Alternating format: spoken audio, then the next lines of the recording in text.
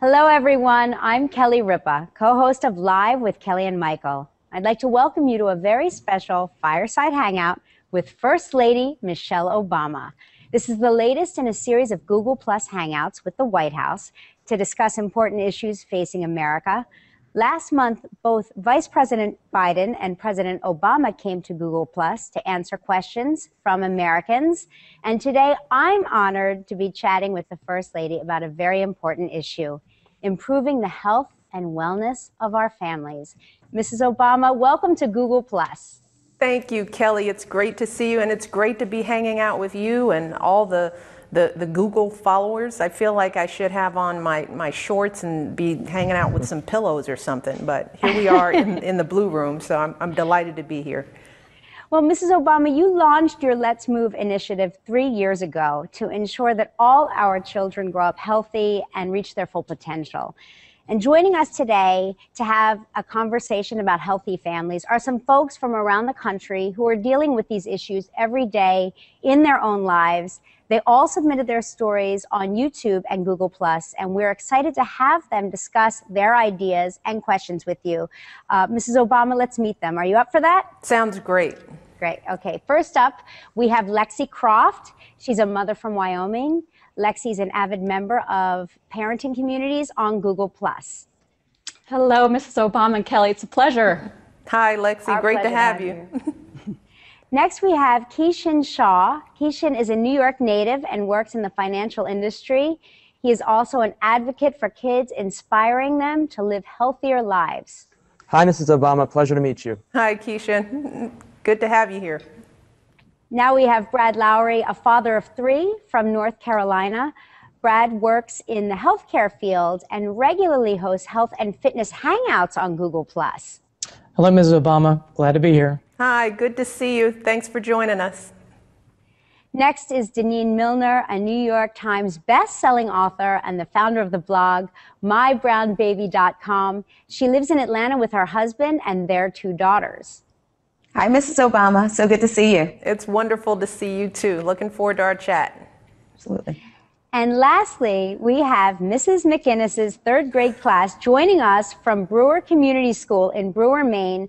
The class has recently been learning all about health and fitness, so they're very excited to chat with you today. And may I say, very well behaved. I know.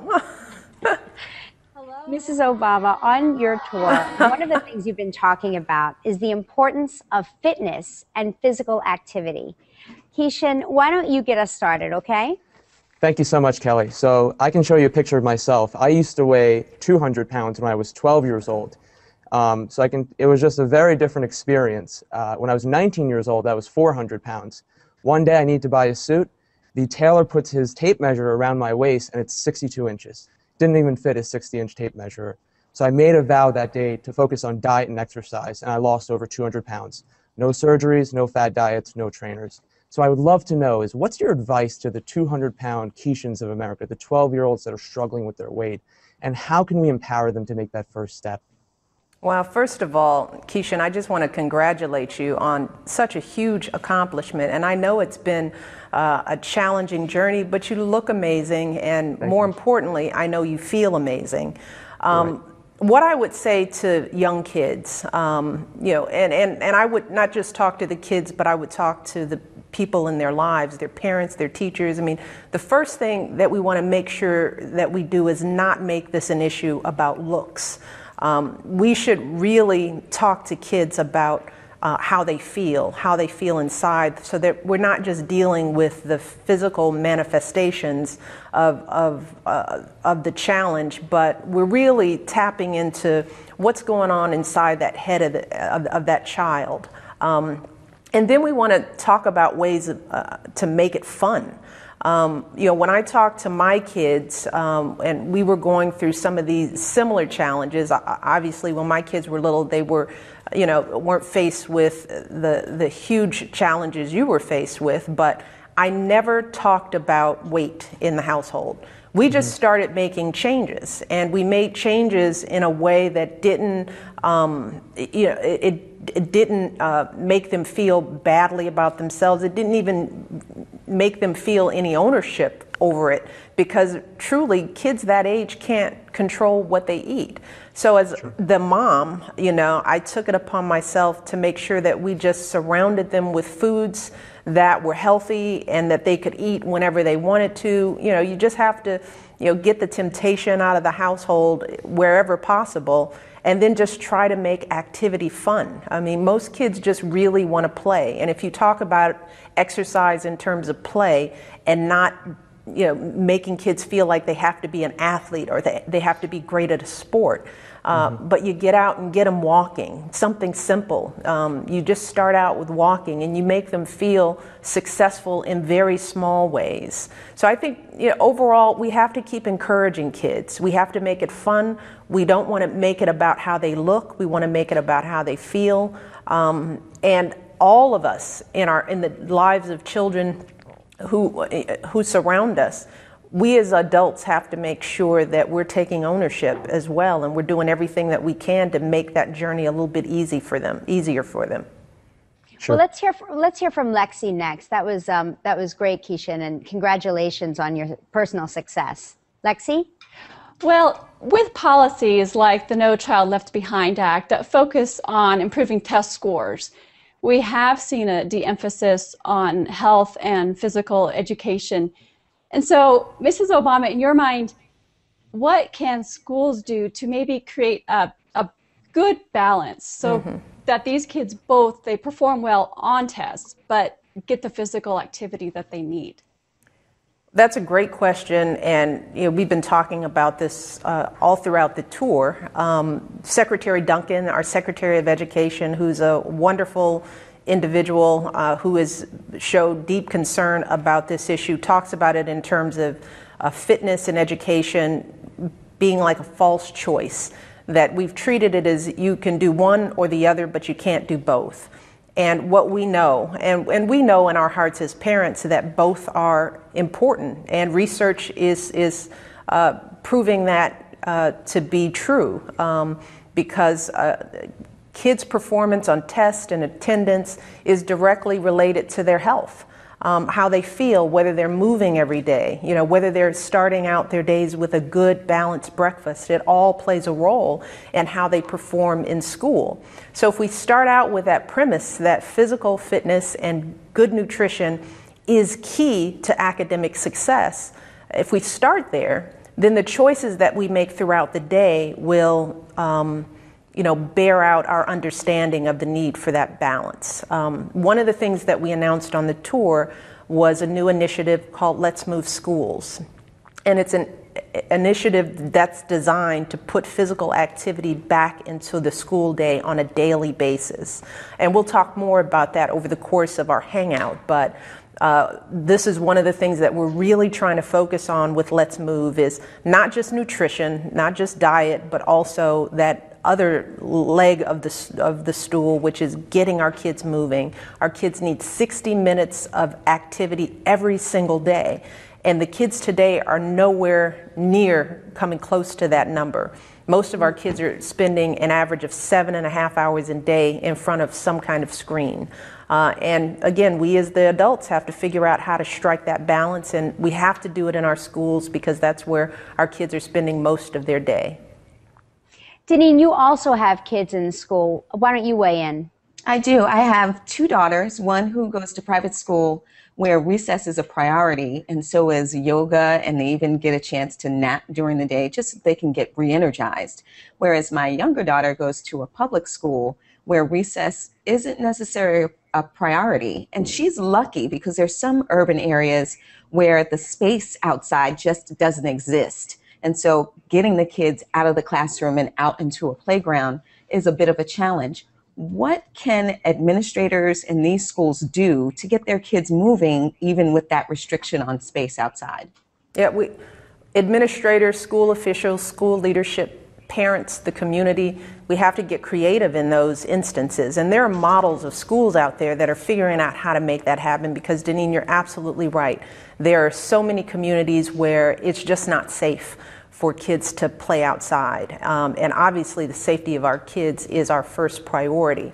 But daily activity is just as critical as their overall safety. Some schools have done things like having what they call these brain buster moments, where they just stand up in their classroom and they run through a routine that gets their hearts pumping, and it's fun, and they have music. We actually participated in one of these little brain buster events at a school in Clinton, Mississippi last week as part of the tour. The PE teacher had right during lunch, had the kids stand up right in their chairs and went through a 15-minute routine that included a moment of calm when he told the students to go into namaste. They all got quiet. They settled down. They let their heart rates come down. And they did that all in a span of 15 minutes, just standing right at their chairs during the lunch hour. So the point is that we have to get creative. And there are schools all across this country that are figuring out ways, regardless of resources or space, they're finding ways to get kids moving in a fun, creative way. Again, Let's Move Active Schools is Let's Move Schools, Let's Move Active Schools is our new initiative that's trying to get everyone to become a champion for getting physical fitness back in the schools. And I encourage people to go to our website, Let's Move Schools, to find out how they can make their school become one of our active schools. We're going to get the whole entire public school system moving in this country. That's our goal. I love that. As a mom, though, when my kids get out of school, I'm fortunate. I live in a good neighborhood. We don't have to worry about my children's safety. But there are plenty of other places where it is a concern for moms. I mean, right in your own hometown, just a month or so ago, a really promising student, Hidea Pendleton, was killed doing something that kids all across the land should be able to do, which is just go to the park after school with her friends. You know, when we were little, we got to play double dutch and hopscotch and skellies and jacks. And I just feel like there are a lot of communities here in America where that's not possible for kids. Like a mother doesn't feel comfortable sending her child out to do that just because it's not safe.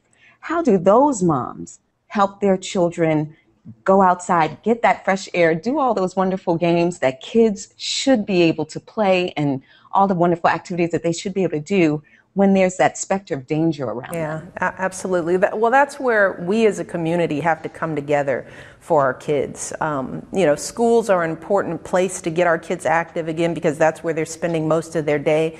But when I was growing up, our church was that place. You know, we did activities in the basement of our church, and it seemed like the biggest basement on earth. But looking back, it was a pretty small space, and we would do plays and workshops and learn the flutophone, and you know, so the church was a safe haven for us growing up. And we have churches all throughout communities that are in desperate need of safe havens for kids, and they could be safe havens for kids for physical activity as well. So again, we as the community, the adults surrounding these kids, we've got to get creative. And I would encourage parents that if they also find themselves in a situation where they can't get outside, then let's figure out what we can do indoors. Because it doesn't take the great outdoors to be moving every day. You know, one of the things that I do with my kids, I turn on the radio and we will dance and work up a sweat for a good 30, 40 minutes. They laugh at me, they have a good time, but at the same time, we're moving. So we want to give parents those kind of tips, you know, and be able to reach every parent where they are, because every circumstance is different. But we have to be creative, and we have to understand that daily movement isn't an option, even in areas that are not as safe as we'd like them to be. It's just not an option. Well, we're speaking about children inside the classroom. Let's go inside the classroom right now, the Brewer classroom and the children there. Hello, Mrs. Obama. My name's Mackenzie. Maine has a lot of cold, snowy days. Do you have any ideas of how we can move and get the wiggles out on these days without any recess? First of all, hello to all of you guys. You look amazing. Yeah, it's great to see you. I see you've got a healthy lunch there too, but some ideas for getting moving. Yeah, first of all, getting outside, getting moving is about playing, right? That's all you want to do. And what a great way to get active than to go outside on a snowy day and roll around in the snow and roll down some hills and play, have a snowball fight. All of that is activity, guys. You don't have to be in an organized sport. You just want to get outside and run and breathe hard and laugh and fall in the snow. But there are also a whole range of great winter sports. If we've got athletes, there's hockey and ice skating. I know my family, we like to ski. We don't get to ski often because you got to go somewhere to ski. But if you live in a community where you have these activities, then especially now as third graders, take up a sport, learn to skate, try to become the best skater, skier, hockey player that you can be so that you can be active all year round. That's what I tell my girls. That's one of the reasons why we ski, because I want them to have a sport that they can do outside when it gets cold. But there are many, many ways to get involved in cold days, right? You guys have any favorite winter sports that you like to do? Just shout it out. Basketball. A little snowboarding, a little basketball. See, you guys already know it, and you look like you're moving too over there anyway. It looks like you guys are healthy kids. They are such a well-behaved classroom. I've never seen children with the ability to sit so still for such a long period of time. They really should be commended. Let's go to Brad now for his question. Brad has a question for you, Mrs. Obama. Yes, Ms. Obama, on Google Plus, we have regular hangouts with our fitness and nutrition community. And when new members come onto the community, we like to ask them a few questions about their fitness and nutrition routine. So I wanted to share a couple of those questions with you. First, what is your and President Obama's favorite workout or post-workout snack? And also, do you ever work out together as a family? Great questions. Workout snacks. We do a lot of protein shakes because, quick energy, you digest them, they absorb in the body really quickly, give you good energy before and after the workout. But if we have time for food, fruits are great. An apple, we have apples all over the White House, in every part of the White House, including our residence. So the apple is like our go-to snack. It's like the power food. Then I love hummus with fresh vegetables whenever I can get them. So we're just like everybody else. I mean, anything that's a fruit or a vegetable that gives us the energy that we need before or after a workout really does. It does a body good. And we actually do work out. Barack and I, we work out every morning together. Sometimes I get up to the gym a little bit before him, but we're usually in there at some point together, and we work out every single day. The girls are now old enough where they're involved in their own activities, basketball, dance, tennis, track. So they're busy after school almost every day and almost every day during the weekend. And we try to go to their sports events whenever possible. The president was an assistant coach of Sasha's basketball team, the Vipers. So we are very involved in our kids' lives physically because it just makes it more fun when the whole family can share in these things together. Mrs. Obama, let's go back to Brewer Elementary. I know that you had mentioned the healthy lunch that you had seen before you. Let's touch on that with the kids back at Brewer Elementary. Good morning, Mrs. Obama. Good morning. It's good to see you guys again. What do you have there? It's an honor to meet you. Allie is going to show you what's on the menu today. Hello, Mrs. Obama. This is a deli turkey sandwich with bug bite grams, salad, 1% low-fat milk, beans, and pears. Our question for you is, what can we do to help the children choose to eat the fruits and vegetables and not throw them out? Oh, that's a very good question. One of the things that I like to do with my kids and kids that I meet is to give them the power of information. Because here's the thing, guys, the fruits and the vegetables are probably one of the most important parts of your lunch because they give you the energy that you need. I mean, food, lunchtime isn't just it's not a punishment. It is actually, it's what you need to keep your body moving. And the vegetables and the fruits fill you up and give you the energy that you need to think and do well in your exams. And for any of you kids that love sports, you need those vegetables and fruits to give you the energy to be able to get through your game or finish recess or do the fun things that you need to do. So I would just ask students to give at every meal Take a bite or two of your fruits and your vegetables. Start there, because the more you do it, the more you'll get used to it, and you'll begin to like the flavors of them, because it takes a little time. If you don't eat a lot of fruits and vegetables, you're used to like the sugary taste that you get in the other foods. So I want every kid to commit to not throwing anything out. First of all, we don't want to throw out any food, because there are a lot of kids all over this country and all over the world who don't have a lunch. And that's what we have to remember. There are kids out there that would give anything to have that wonderful lunch that you have, because they don't have a lunch at all. So we have to think about them before we throw something out. But, the more information that I think we can give our kids about why this stuff is important, instead of just telling them to eat their fruits and vegetables, if we help them understand what it does for their bodies and how it changes their performance in academics and in sports, it begins to make sense. Does that make sense?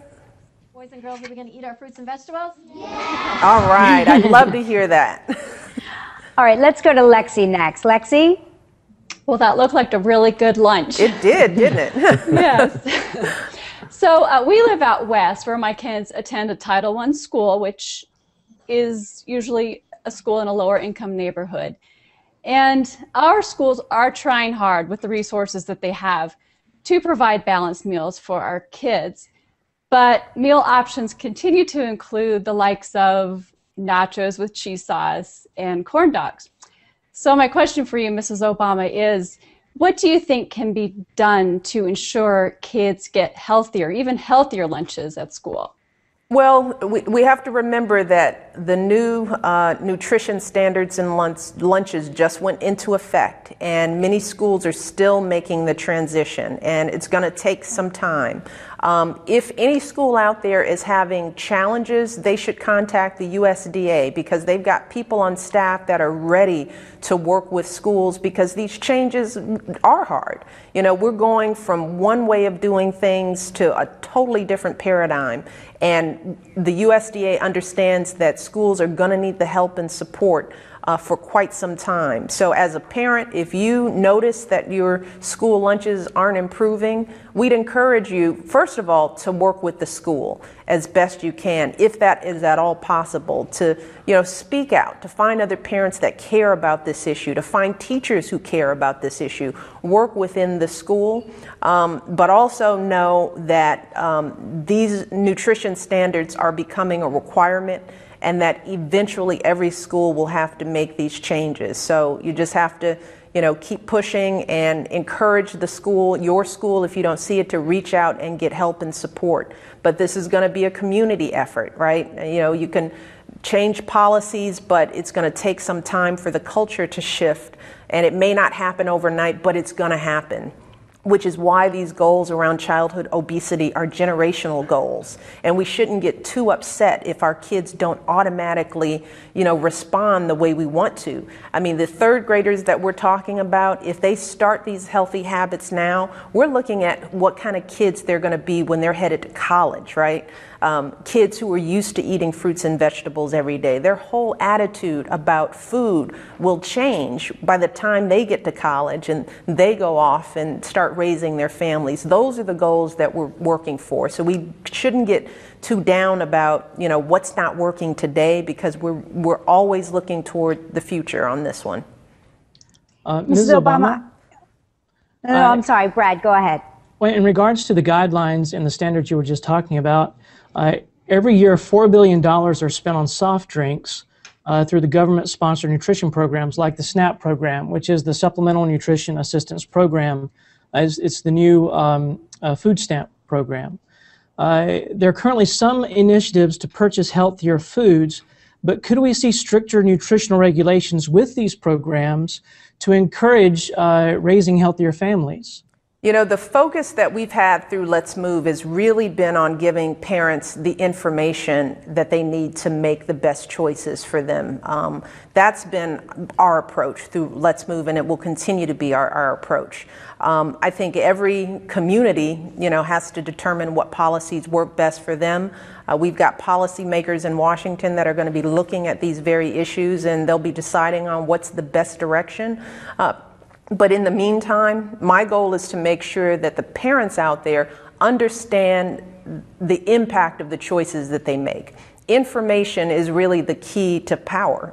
The same thing is true with our kids. They have to understand what food really means to them if we want them to make those whole-scale changes in their lives that will last them a lifetime.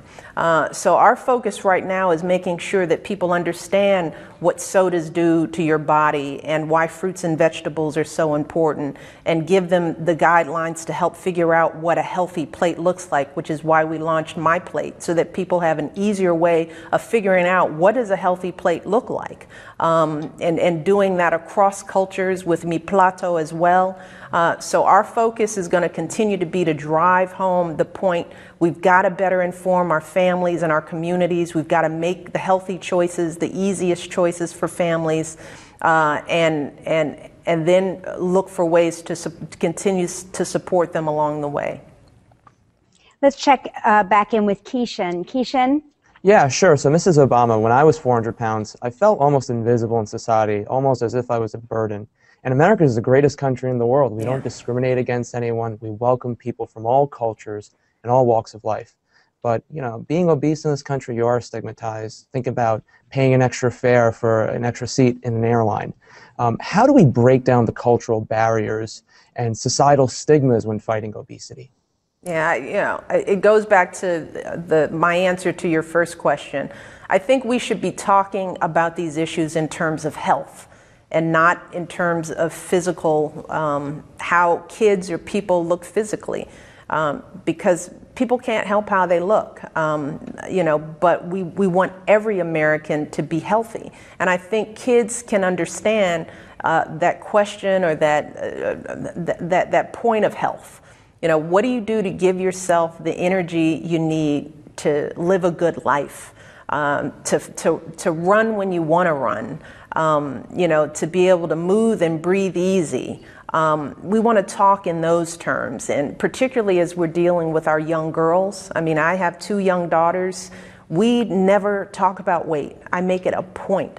You know, I don't want our children to be weight obsessed. I want them to be focused on what do I have to do in this body, because every body is different. Every person's body is different. What do I have to do to be the healthiest that I can be? And that means I've got to eat my vegetables, I've got to eat my fruits, I've got to not eat too much junk food if I can help it, and I just have to move. I don't have to be a jock. I don't have to be an Olympic gold medalist. I just have to walk a little more, maybe ride my bike, maybe get up and dance with my mom, maybe walk up those stairs instead of running. We need to bite off these goals and focus on the health of individuals and not focus on weight or looks and measuring people's worth in that way. It doesn't help us as a society, and it definitely doesn't help the individuals who are struggling with this issue. Mrs. Obama, I know our panel wants to ask a couple of personal questions. I hope that's okay. Sure. Brad, I think Brad has the first question. Yes, I read that you love playing the piano so much as a young lady that you had to be told to stop practicing. So I wanted to know, do you still play?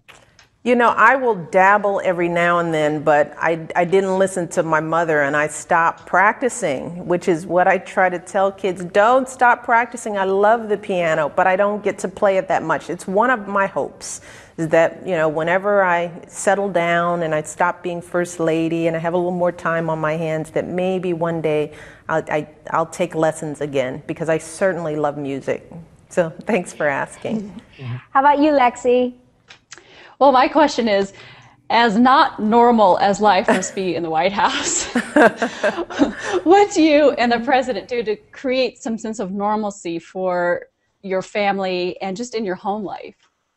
We try to continue the routines and the habits and traditions that we had before we were here.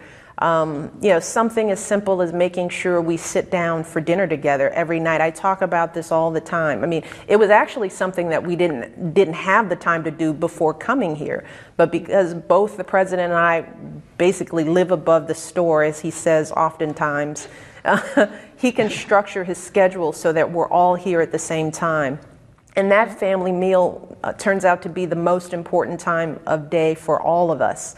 And I have to agree. Yeah, and that's something that we encourage families to try to do more of. It's tough in this modern day fast-paced world, but when we talk about our kids' health and obesity, studies do show that increased family dinners do have an effect, because that's the time you know what your kids are eating, you know, and you can talk about it in a non-judgmental way.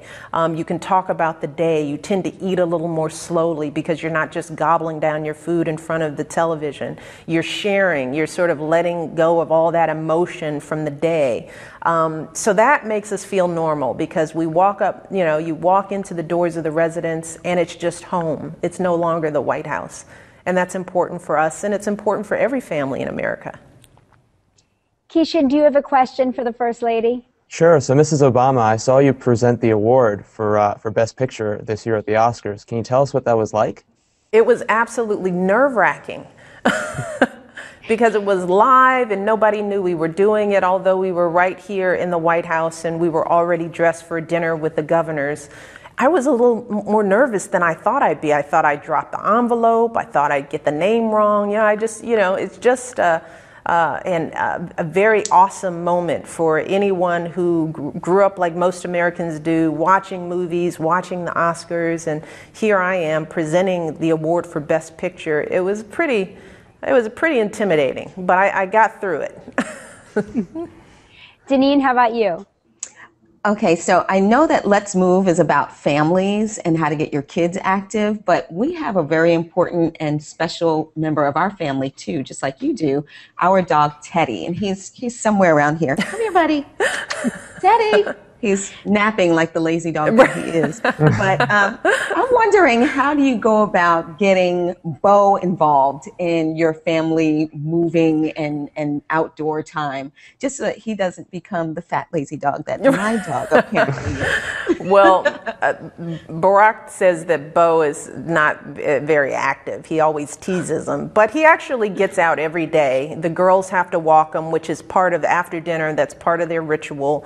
They have to go outside, and we usually have to say, and don't come right back. Stay outside, give them a good walk, throw the ball, run with them. As it gets warmer and it starts to get lighter outside, we all kind of go out and do that walk together so we can make sure that Bo is running. And, you know, so again, dogs are no different. You want to make sure that they're eating a balanced diet, and if they're not an active dog, make sure that their food is reflective of an inactive dog, and then get them out there and throw that ball and get them running, you know? Right. So we've got to worry about every member of our family. Right. Did he get up? Let me see. Is he awake? Here he is. Look there he goes. Treats, right? Here he is for the treat. Hi, buddy. He came for the treat. Can you see him? It's great to see you. I'm glad he woke up from his nap. I know, right? We all wake up for treats. Mrs. Obama, let's go to our last question over at Brewer Elementary School. Hello, Miss Obama. Our favorite dance move is Raise the Roof. Let's see. Oh, yeah. What is your favorite dance move? Well, it's obviously the Dougie, you know? Can you guys do a little Dougie? But Raise the Roof is a good one. Yeah, there we go. We've got the Brewer students doing a little Dougie. Teach me how to Dougie. Come on, all our participants. You got Kelly, Denise, everybody. Do a little Dougie. Let's Dougie our way. Oh, yeah. There we go. We're Dougieing all over the land. Where's Brad? I don't see Brad. Dougieing. Let's go. Oh, there you go. Way to go. All right. We're all Dougieing. Thank you so much, Mrs. Obama, not just for the Dougie, of course, but for joining us all today for our viewers. The conversation about working together to raise healthier families will continue online, of course. Use hashtag Healthy Living on Google Plus to share your thoughts and ideas. Thanks to everyone, and goodbye, and hope to see you all again soon. Bye. Bye-bye.